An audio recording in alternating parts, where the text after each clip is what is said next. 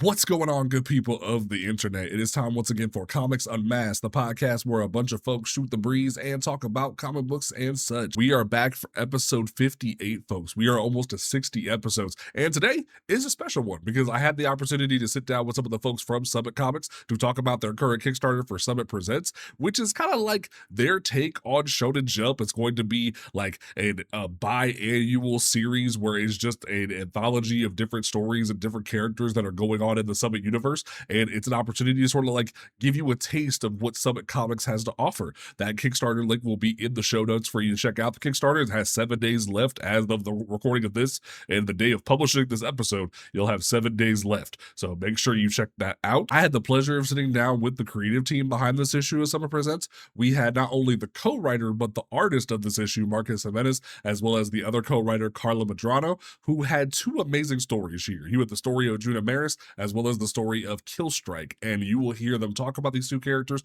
and what they mean to them, as well as the creative process that goes on at Summit Comics. So it definitely is a treat. I really hope you folks enjoy. Take a listen. So like the first thing we always do is like the issue 0, like the origin story. Like for you, Marcus, what is that thing, like that first book, that first comic that made you go, I'm a fan for life? Like not even a creator yet, but you were a fan for life.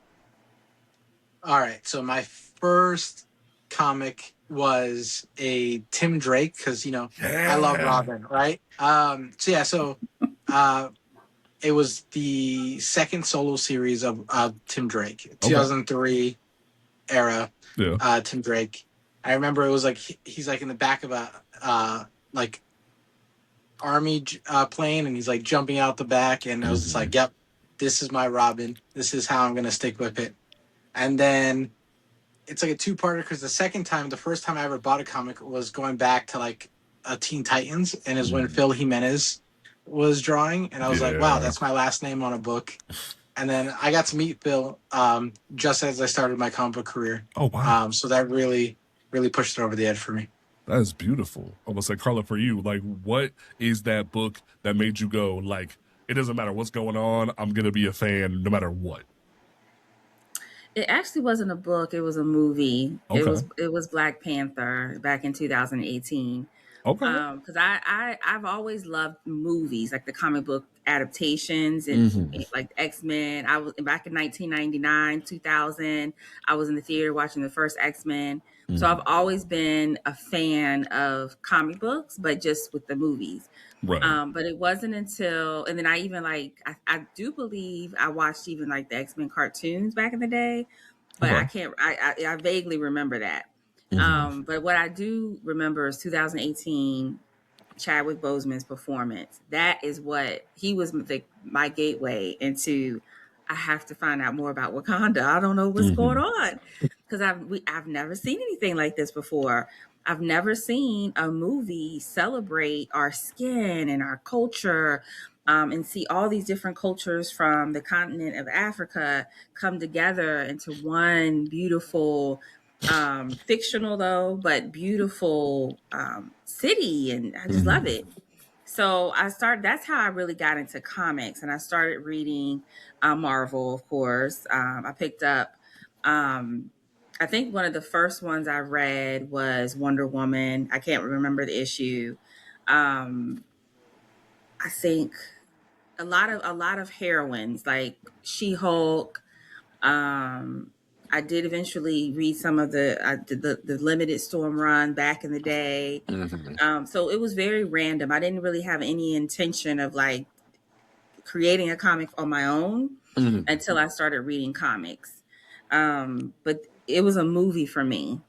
Okay. Yeah.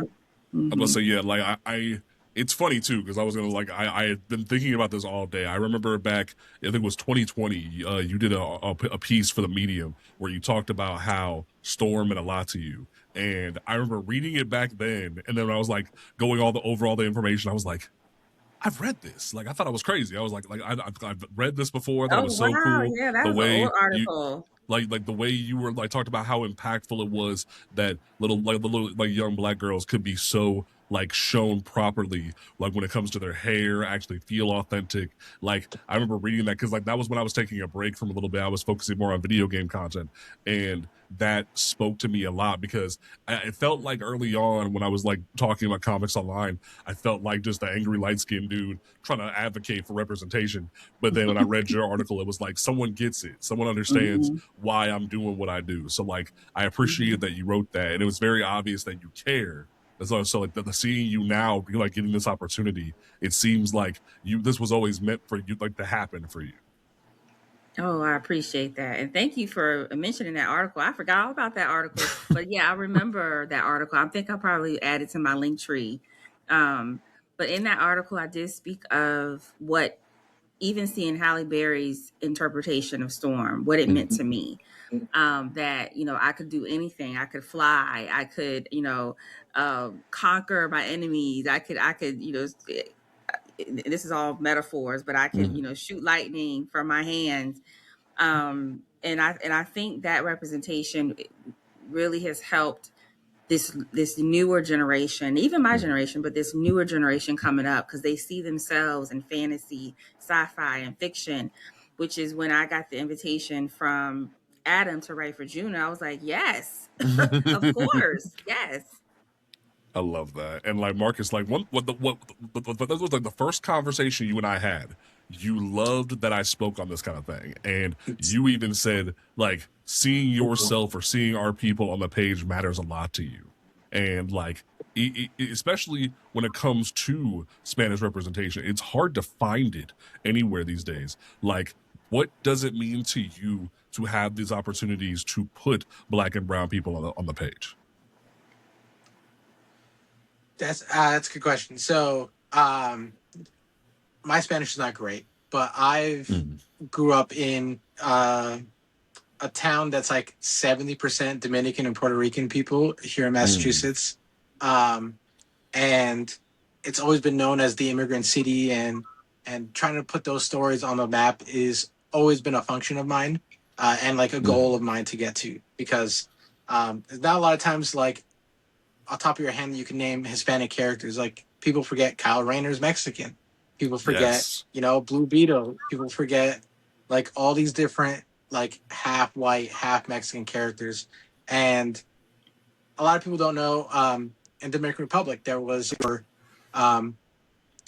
white supremacy essentially. And that's why a lot of Dominicans are light skinned today and prejudiced towards Haitians and stuff like that. And I think being able to see Afro-Latino characters is a huge, important factor that is needed in comic books today.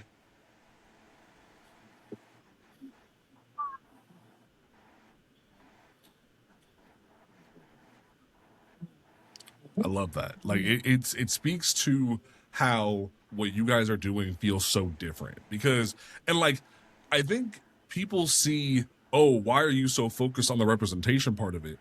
But it's like, it shows that you want to tell authentic stories. You want to tell those different narratives. You don't just want to tell good stories. You want to tell good stories that give people what they've wanted for so many years. And I love that. Like, that's what you guys are doing. Especially like there's something about even just the way you color the characters, the way, like, I joked about this on a previous episode with a different artist, but it's like there's something about like putting in the fade and the hairline where it's like you get it, you understand, and there's something of like magical about that that people take for granted. And I love that you care enough Karla. While you're drawing these characters to show that. So when I was in high school, my friend and I used to draw like all our own comics, like on printer paper, and we'll just fold them up and have them for ourselves.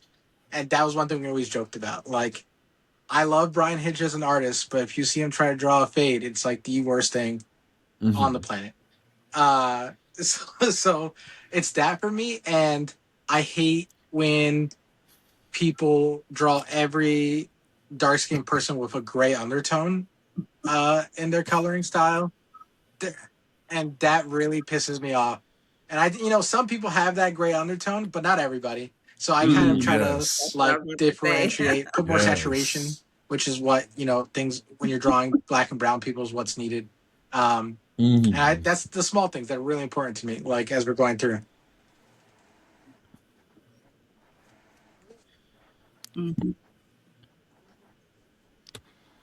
Mm-hmm. Most definitely. Karla, what were you to say?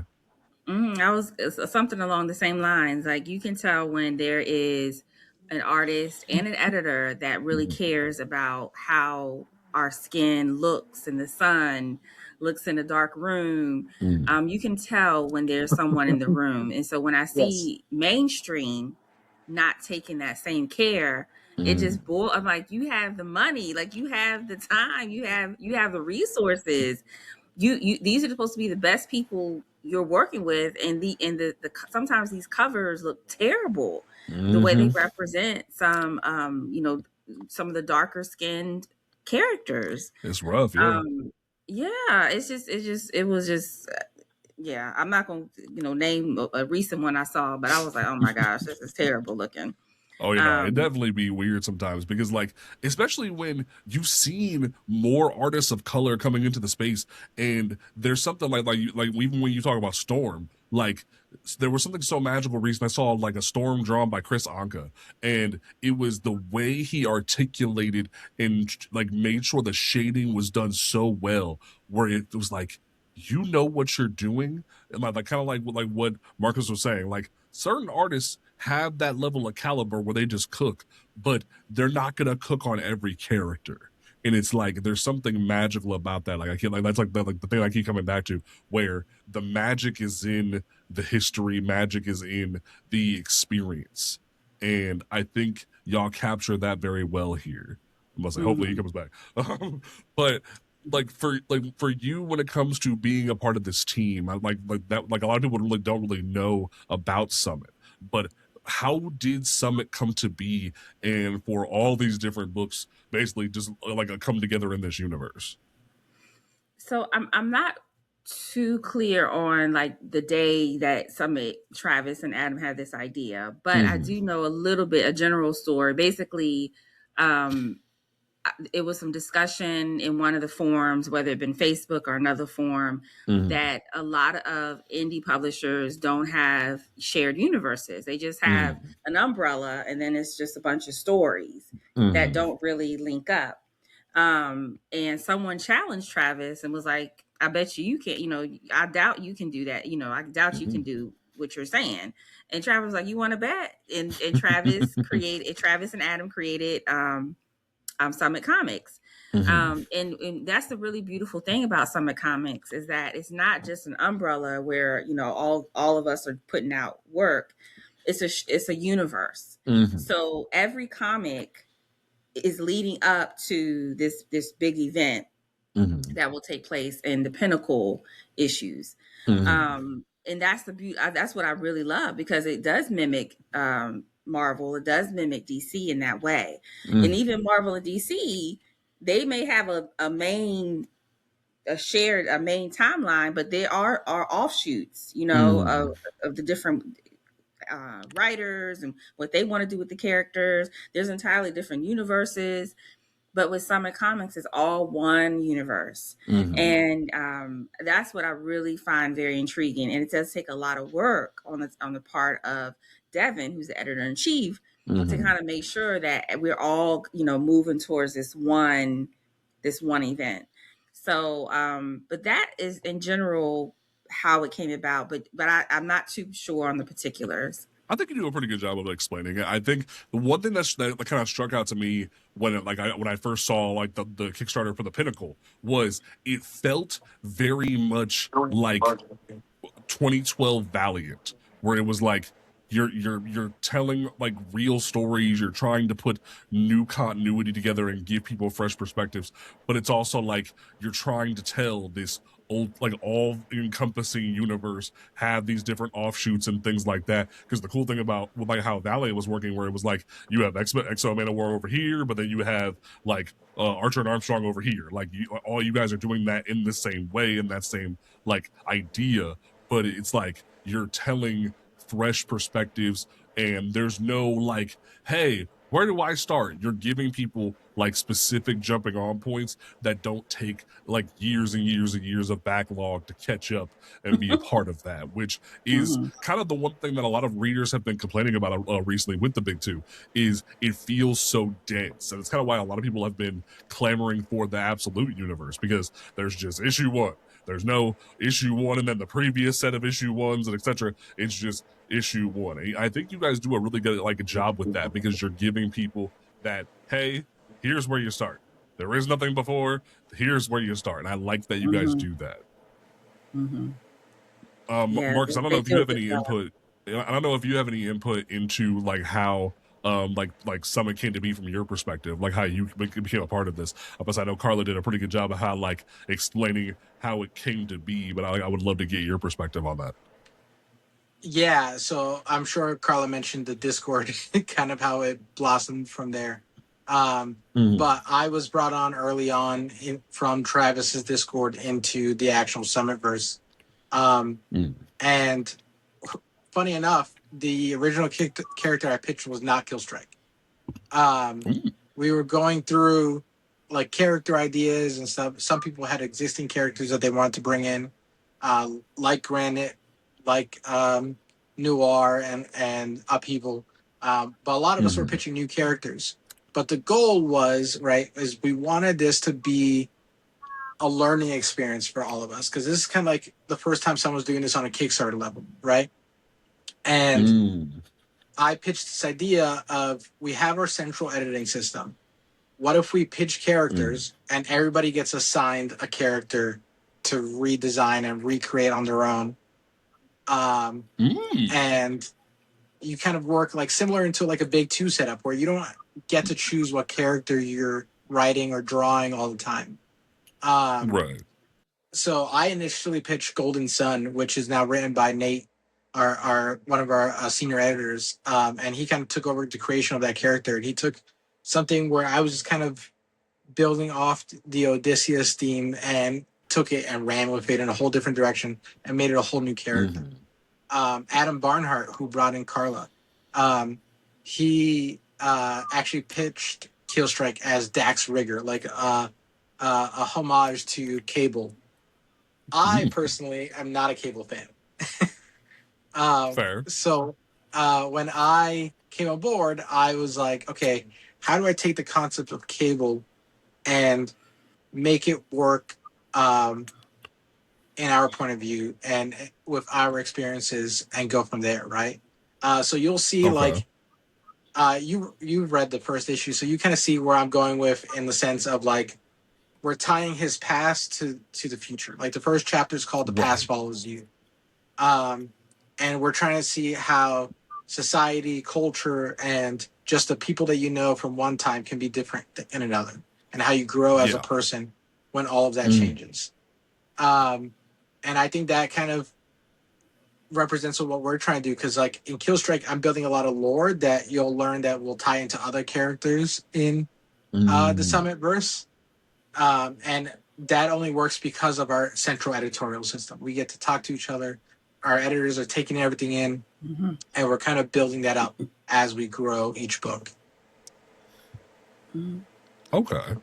So, like, you definitely kind of like painted Killstrike in a really good like a way there. Like, he's not Cable, but he's like has a little bit of Cable in him. Like, he comes from a past, or not from past, like comes from a future where he like there's some mystery there. Like, we don't know fully what happened off rip, and I feel bad for anybody who picks up just Summer Presents, because like this is like the hottest take I'll probably like push out like this evening, is that I feel like the Pinnacle was a better jumping on point for both of these characters.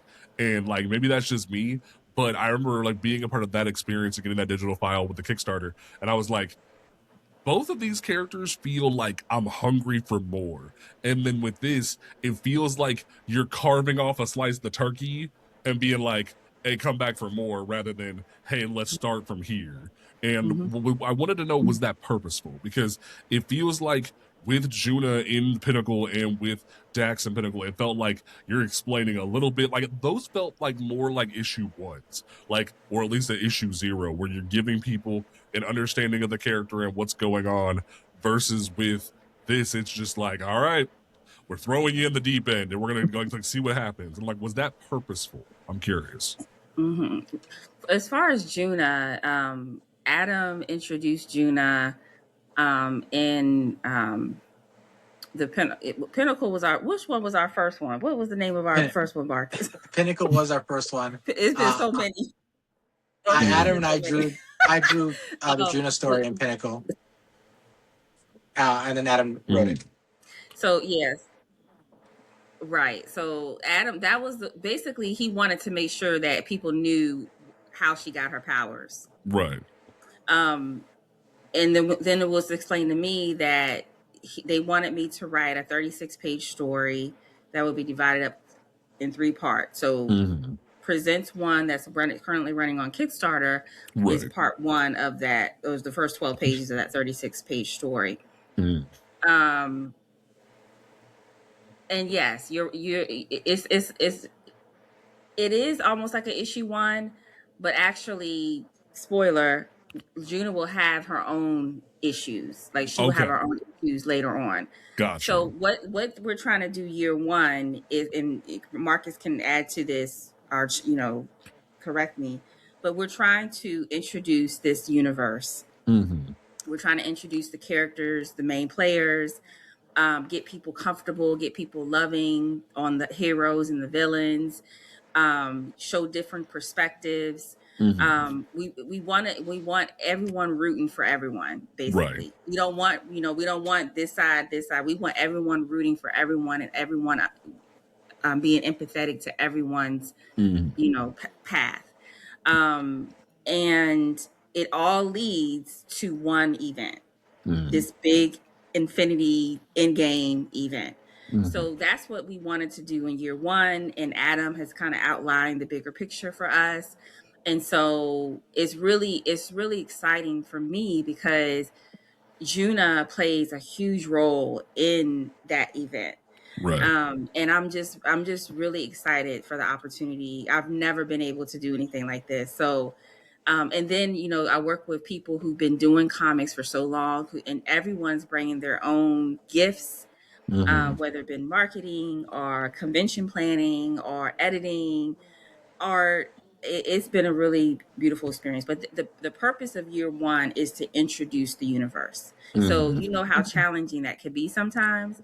So that's why we encourage everyone. Okay, where should I start? You should start from the very first thing we put out and buy everything. And if you can't buy everything, buy the digital. But I think you definitely should get the Pinnacles. You definitely should get the Presents. And then the other characters have their own, ongoings. It might be one-shots or it might be ongoings, but those are very helpful as well because they will come back. Those same characters are coming back. So if you are a true Summit Comics fan, then support every single project. Because like I said, like with MCU back in the day, you had to watch this movie to understand this one. So it's the same with Summit. It's like every book is leading to this event. So, but in answer to your question, yes, it was that's the way it was. That's the way they wanted it. Okay, that makes a lot of sense. And Marcus, I don't know if you could kind of give me a little bit of a perspective on this and this is something that has been bugging me all week, and I've been dying to ask you or Devin this, but I love the way she expressed this idea that you're giving people jumping on points, you're giving people these different heroes to love and get attached to. But here's something that really has been bugging me. You guys are so passionate. You talk about how you wanted to have representation for each individual person. I love that you want to do that. Here's the one thing that's sticking out like a sore thumb. You have 12 different campaigns up until September. Some have concluded, some are still ongoing, some are on the way. But the 2 Black people are the ones that have to share the Summit Presents. Why? I'm trying to understand that one. He might be frozen. Marcus will probably come back. I don't know what the editorial decision was. Okay. But our editor-in-chief is Black. Right. So yeah. There was a rhyme and reason to it. But that's hilarious. But basically it's not so the reason why the short answer is there's two things. The editor in chief has a plan, but also each of those issues are by the individual creators. So Summit Comics, our partner books are The Pinnacle and Presents. Right.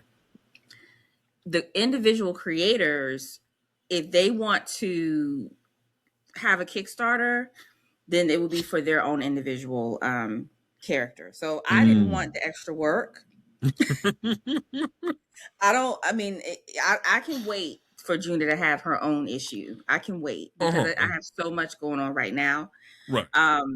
So it wasn't because, they wouldn't if I said, hey, I want Juna to have her own issue, they were gonna go with it. Is what you're saying. It would have happened. Okay. But gotcha. I didn't push it because I have so much more. Juna has a big part in this upcoming event, and I really wanted to reserve my writing energy and time for that event. And then after that event, obviously you're going to see more Juna. I mean, that's I think we can I don't think that's a big spoiler that she's going to. That makes perfect sense. I think it was sticking out like a sore thumb, and it was bugging me because it's like you got a fish detective and super strong white woman, and I'm over here like, all this looks great, but they're over there. And especially when I read Pinnacle, I see Juna on the cover. They're like, it's kind of positioned her as like the Superman-esque character of the whole line. So I'm sitting here like, you would think you'd want your Action Comics #1, your Superman level character, to be the one that like has the first ongoing. That's not like to slight you and like how what you have planned or what you have going on. But I'm over here like, what happened? So that was bugging me all week. So I appreciate the perspective because I'm over here like, something like the math's not mathing, and it was just like I appreciate that. That's hilarious. That's hilarious. I didn't even think about it, but I think it's because I'm in the inside and understand the vision. But like I said, if I had asked for a solo issue, I would have gotten it because Juna is the foundation of the Summit comic universe. But there's a lot of story to tell before we get to the main event. Right. So I didn't want to push it, and then two, I just didn't have the bandwidth to help develop a story, an ongoing story for her. Hopefully year 2 we'll see more Juna. Okay. But for right now, this phase 1 of Summit Comics, we are introducing a lot of characters. And so like I said, the Summit Partners projects are the shared books. The individual creators, they actually have to go through a process to submit their book for even consideration, and then to be approved to be have a Kickstarter with Summit Comics. So because Summit Comics in itself is only going to have like maybe 4 or 5 Kickstarters. The other Kickstarters you see are the individual creators that had to apply to get their characters attached to Summit Comics. Okay, I guess I just didn't have the bandwidth for it to do it. And like that actually like speaks a lot to your character that you're like, hey, I want to do right by this. I want to like make sure this character is done correctly, even if my bandwidth isn't there right now. Once we are able to, we're gonna cook with her. And I love that you're okay with like having that viewpoint. And it's like, I will say, when I look at everything you guys have going on, I like the fact that you did say that like everyone has to submit and then get approval for their Kickstarters. I was kind of sitting there scratching my head because there are some of these Kickstarters that had a lot of promotion. There was a lot of movement behind it, but then there was like 1 or 2 where it just slipped out on Twitter one day, and I was like, I didn't get no notification about you. Where'd you come from? It's like, oh, it's on that person's account. It's on that person's account. I'm like, yeah, what? Like it feels like there isn't a whole lot of rhyme or reason for that. And I was like, I was a little curious as to why is it like there's a lack of PR for some of the titles and not as, but then more for others. Is that kind of coincide with this is your project, you need to cook with it the way you want to cook with it kind of thing? 2 reasons. One is because when Summit Comics first started, we didn't really have a marketing team in place. Only one or two people was doing it. Gotcha. So now, I'm helping more with it. There's other people helping more with it. So we kind of have a more unified approach to try to make sure that each Kickstarter is successful and gets, the same amount of love as everyone else. So that's one reason, because, when you first start out, we're still trying to figure out what's going on, who's doing what. So that speaks to that. And then two, individual creators, they have to support, they have to promote their own projects as well. In addition to what Summit Comics will provide, they have to do it as well. So, but hopefully in time we'll kind of get our rhythm and things will be a little bit better. So we do have a Substack people can subscribe to that way they can get, all the information before stuff launches. But it's, this year one is all about learning what works, the rhythm, the flow that we need to make sure that every project is successful, and that our Summit comic projects are very successful as well. Right, the best they could be. Like I'll say, Marcus, I would love to get your input, because I kind of threw the curveball of it felt kind of weird that all these Kickstarters are coming out, but then the two black folks are the only ones who don't get a book yet. And Karla gave her perspective from the Judah side of things. Why does Killstrike not have a book? Why is he in the Summit Presents, but then Fishman Detective is over there on his own? I'm confused, and I would love to get your input on this as well. So I don't know if you're gonna like this answer, but it was my choice. Oh, okay. So it was both of your choices. That's what I said too. It's a kind of a loaded question. So okay. The reason why, right, is early on a year ago, over a year ago now, when we were planning stuff out for future Kickstarters, I'm a big manga reader. I love manga. I pitched a sort of version of Shonen Jump for Summit. Right now, that idea came with its own complications of how much can you publish? How do we not congest the schedule compared to everyone else? And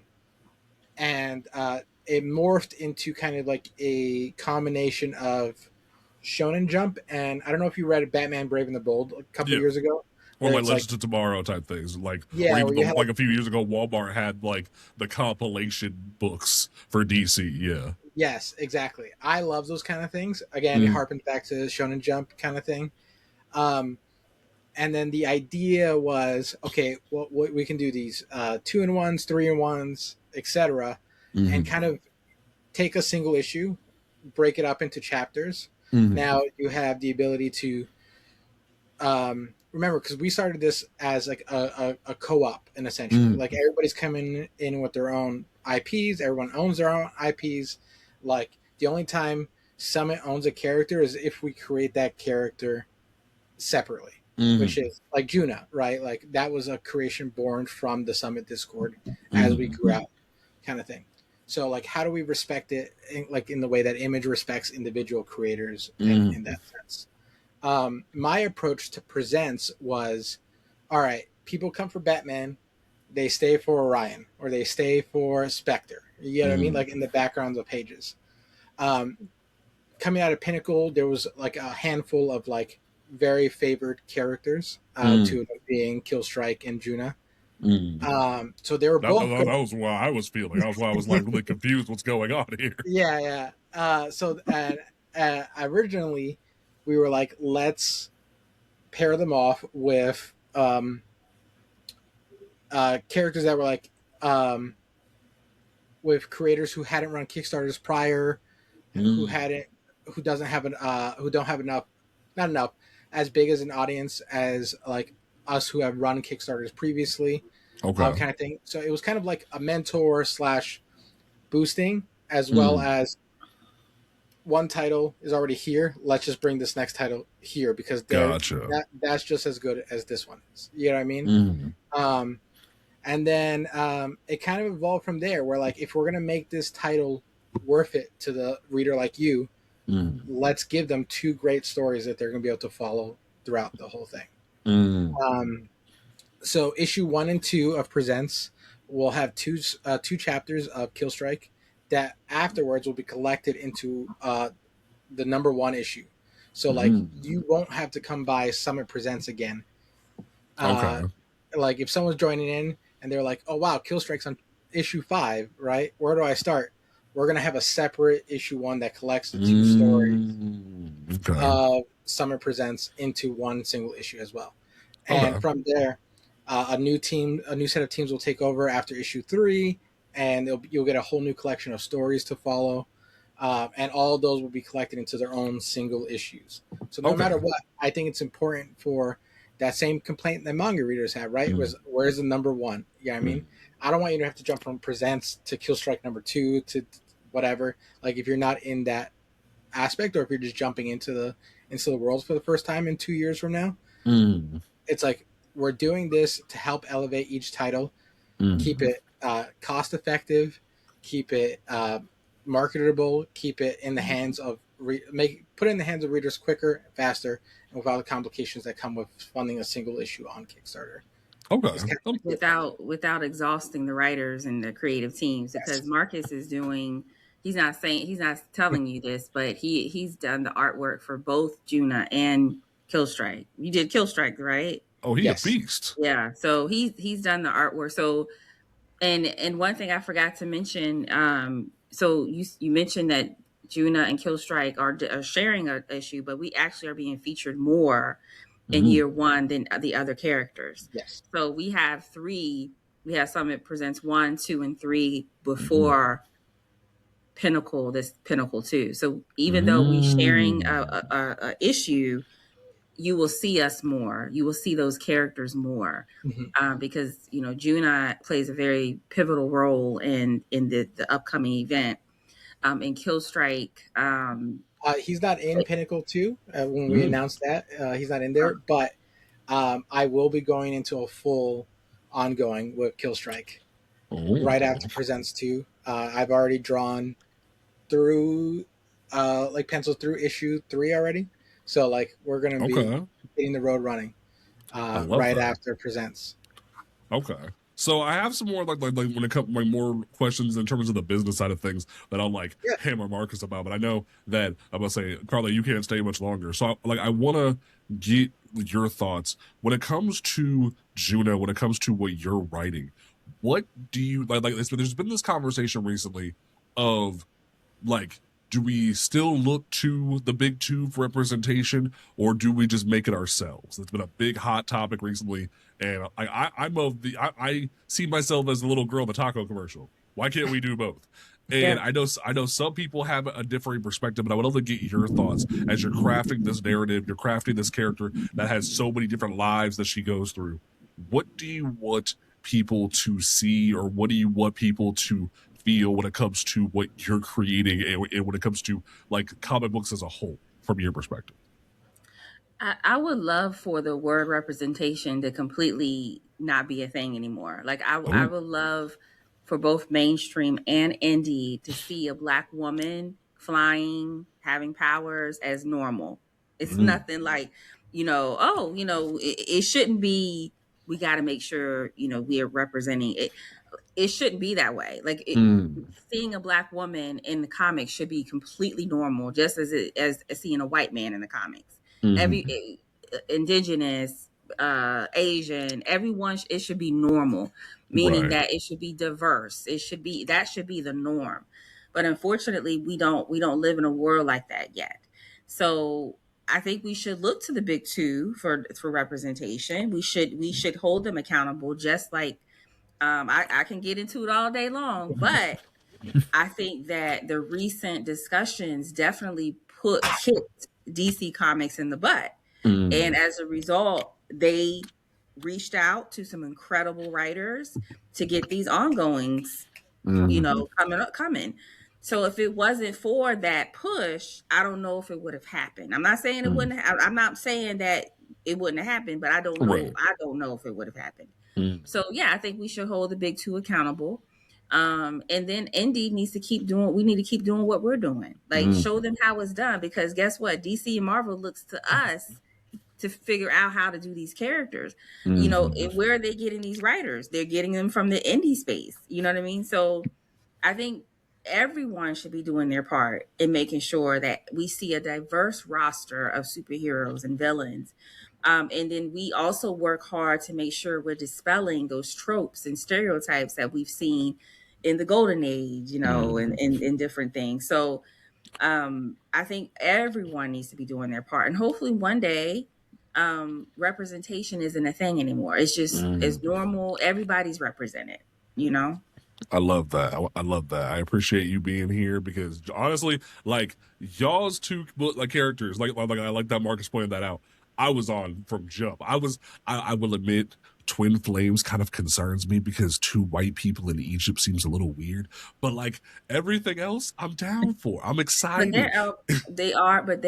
I think they are Latino. Are they? Okay. Like maybe it was so, just the coloring because I was like, wait a minute. Yeah, I think they're like it's giving Hawkman and Hawkgirl vibes where white people are in Egypt, and I don't know if I like that. I think they're Latino. I think. I love that. One of them is. Yeah. Okay. One of them. Okay. That makes me feel a little bit better because it was just like, what are we doing here? Especially like isn't Stephanie working on Twin Flame? So it's like to see that, like I know the book is in good hands, but I was also like, wait a minute, something's not right here. But I love your guys' passion. I love what you're doing. Like it feels like I said before, y'all are kind of giving me everything I originally wanted from Valiant. So I love that y'all are kind of like doing it better in a new way. That's phenomenal to hear. I must say, I appreciate you being here, Karla. I know you're gonna go. I want to grill Marcus a little bit more before I let him go. Now that his signal's better. Yeah. Sorry about that. Oh no, you're good. But like we will talk again soon. I appreciate you being here, Karla. Thank you so much. I gotta go to work, Marcus. So okay. Thank you so much. Thank you for having me, James. Of course, I'd love to have you again on sometime. All right, take care. So, Marcus, here's what I want to know. Like I said before, there's 12 like Kickstarters either ongoing or past. Yeah. Has there been any conversation, whether it be in the Discord or whether it be in comment sections or anything? Is there anybody who's been like, I feel overwhelmed. I feel like I can't keep up. Like whether it be from wanting to read them, whether it be to support them financially, has there been any pushback from this idea that there's been so much you're throwing at readers, but it's like everything's a new number one. Some people are probably like, where's the number two? Like where's the number two? Where's like a continuation of one character? But then you're like, here's the next one. It's like you're bringing out a new flavor of bubblegum every week, and it's like, what's going on? Has there been any people who have like been concerned about that? From the audience perspective, I haven't heard anything personally, but it was something we brought up internally. Okay, so let me backtrack for a second. Sure. Again, we are a group of like 20 individuals, all coming from different parts of Kickstarter, making our different books, all coming together because we love superheroes, right? And we're not, I mean, some of us are trying to do it better than the big two, but like we're just trying to play in that space that the big two has occupied for so long, that hasn't always done well on Kickstarter. So like our mission this year has been, let's prove that superheroes are a viable product for Kickstarter as we're going through. Now, in the terms of a lot of number ones, again, you have all these different creators who want to put out that product, and you know, as we were publishing and creating books, there's growth that happens, right, where you start to develop processes and rules and kind of routines in order to get these books across. So we are limiting it to 2 Kickstarters at a time as we're going forward. Right. This started the last couple months because, like, you know, we had Bloodwake and which is in Testaments of Terror, which I have a backup story in that. And we had like Wayfarer and Cobalt Cricket. Right. We're giving you different flavors at different times. There are processes to slow it down, but I think once you'll see by the end of the year, once these stories have come out, you're already going to have certain books that have number 2s and number 3s and stuff like that. Like Upheaval was part of our World of Summit packet when you picked it up. The Upheaval, Granite, and Noir were the 3 characters we merged together to create the foundation of the Summit universe, right? Granite, Separation Anxiety is a one-shot that kind of is like your jumping on point for Granite. Right. And then Granite Powerless #1 is the start of a new mini-series that we're doing. So that one will kick off. Granite #2, I think, comes out next month on Kickstarter. Right, yeah. And I have a backup story for a character that's in that book that has been said is my best art that I've produced so far for Summit. Oh, wow. Okay. And you read Killstrike, which is already like... Yeah, I'm loving that art. That is phenomenal. Like it feels like just not only the colors, but the explosions, the different ways you do things. I want to know what the technology is in his arm, because I'm like, that looks so inventive, so like striking, and I'm like, striking, kill strike. But like it is so intriguing, and like it left me having so many questions, so many things, and it's like, oh, well, you'll have to tune in next time. And it's like, why isn't the issue 2 here? Why is it this? And it's like, that was what was bugging me all week. And I appreciate the perspective, because it was just like, you hooked me in, and now I want more. And it's like, I'm hungry for it. I think one of the things that I'm concerned about as well is that, like, you guys are so passionate about like doing this on Kickstarter, but like, has there been anybody who's just been like, why isn't this in a comic shop yet? Why isn't there any push to just like get on like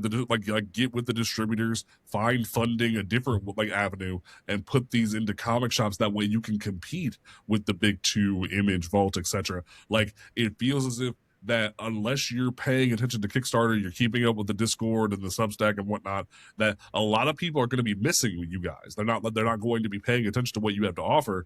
And it's like, has that been seen as a challenge to you guys at all?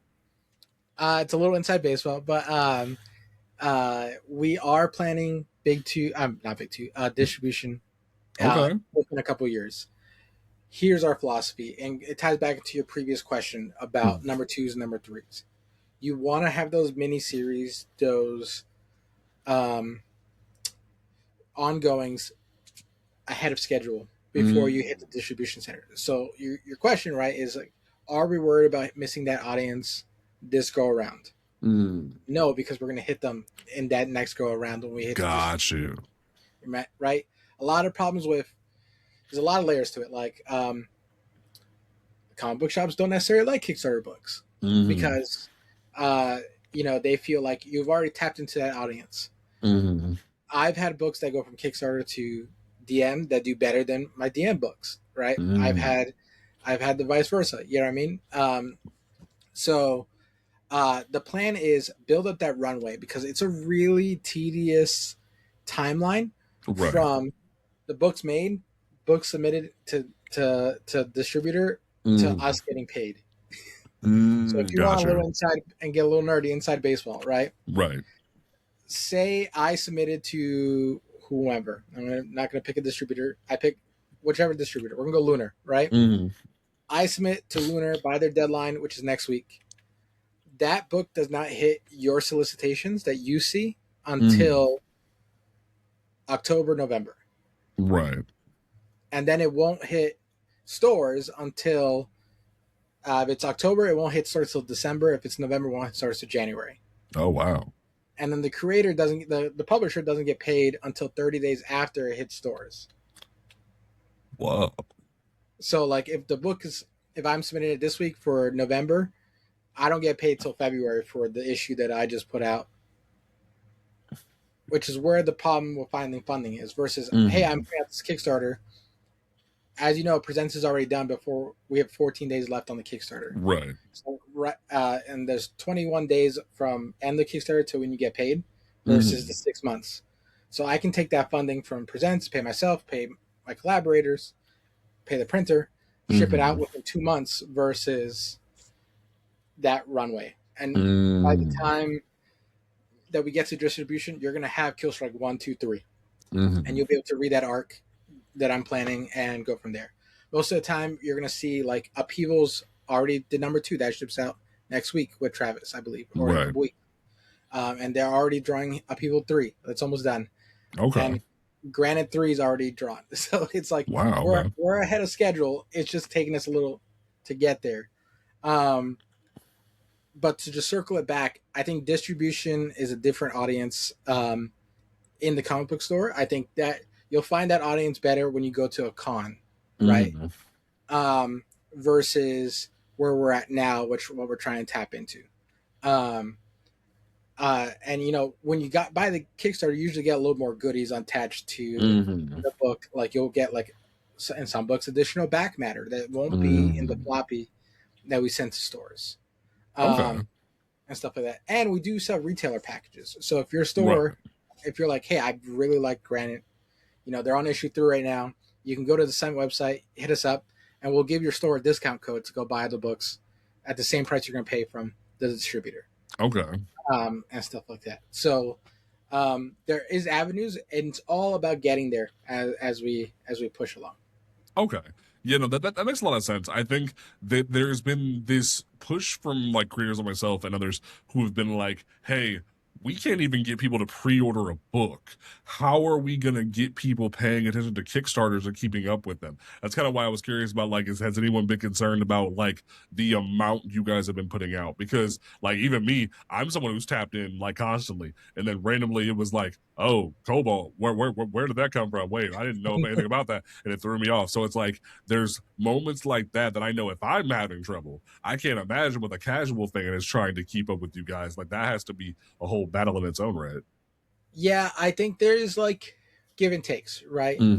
Like, I think if you want to stay intact with Pinnacles, which is going to be our yearly event, like instead of doing like, hey, we're affecting every issue like the big 2 kind of thing, which is, you know, a marketing plan in its own. Our events are going to be, hey, this is the crossover you want from our characters.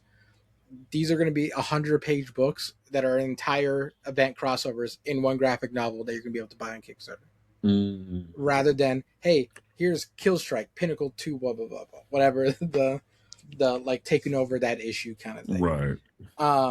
So I think if you have a character that you really like, support that character first. Okay. Right. And as we grow, you'll see, and this is the beauty of Kickstarter, because, like, you know, you go to comic book shop, you pay the $5, that's all you're getting, right? Which is fine. That's what comics are, right? On Kickstarters, if you are like, hey, I'm a little tapped for cash, at most maybe I have $35, give or take, right? Eventually, we're gonna get to the point where you can buy a whole world of Summit for $35 digitally. $40 digitally. You know what I mean? So if you ever want to play catch up, that would be the way to play catch up. Is, you know, insider baseball kind of thing. Honestly, I love that you guys are caring about like those avenues later on, because like Karla even mentioned like earlier, where like it's like, hey, if you missed this, catch it digitally. And it's like you're thinking of people ahead of time, because there is going to be people who are like, oh, I missed this. There's gonna be people who are like saying, I really am interested in this character, but I don't know where I can pick this up. Like, it's almost the equivalent of the back issue crisis of the 90s and 2000s, where like digital wasn't an avenue yet, or like print on demand or even shipping from other stores wasn't really accessible through eBay and that thing. So now it's a matter of, okay, how can I get tapped in? Oh, just go here and you read it digitally.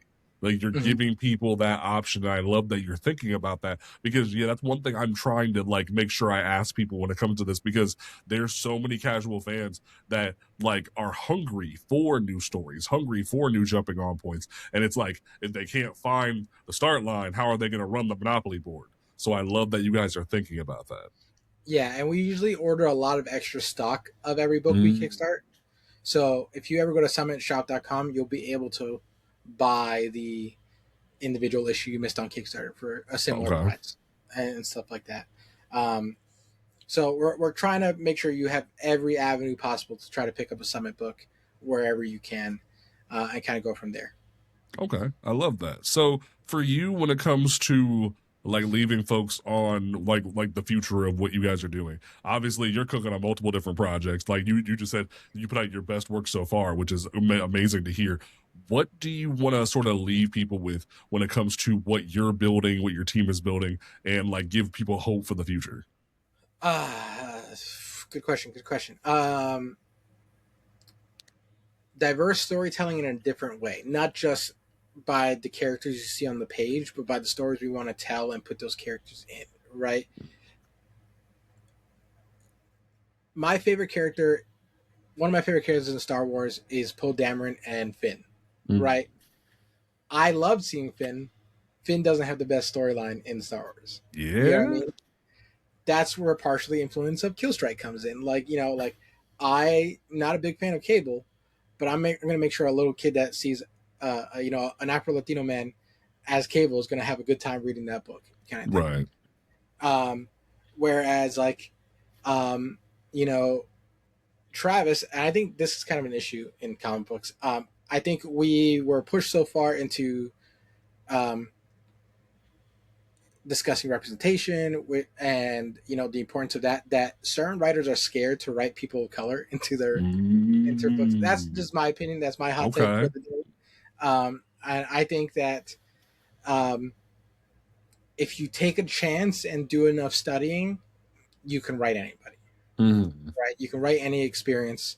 Is it going to be as authentic as if somebody in that culture, in that sect of people writing that? No. But is it going to be worth reading for somebody who is a younger kid who isn't really into the politics and the philosophies of this discussion to see themselves in that character? And I think that's what we're trying to do with Summit, is let people write the characters they want to write, put that representation in there so that it just exists in the world, kind of thing, and have a story for everybody. If you're a sci-fi lover, Wayfarer's for you, right? If you like the 60s styles of comics, like funny, like goofy kind of thing, Cobalt Cricket, right? It's like it hits that classic Romita, like Spider-Man kind of vibe. You know, it's diverse storyteller, both in characters and in stories and genre, and that's what we want to leave with the audience. I love that. I appreciate you being here. I appreciate like you and Karla coming by, and hopefully folks take a look at the Kickstarter. I hope you have a great day, man. Thank you. You too.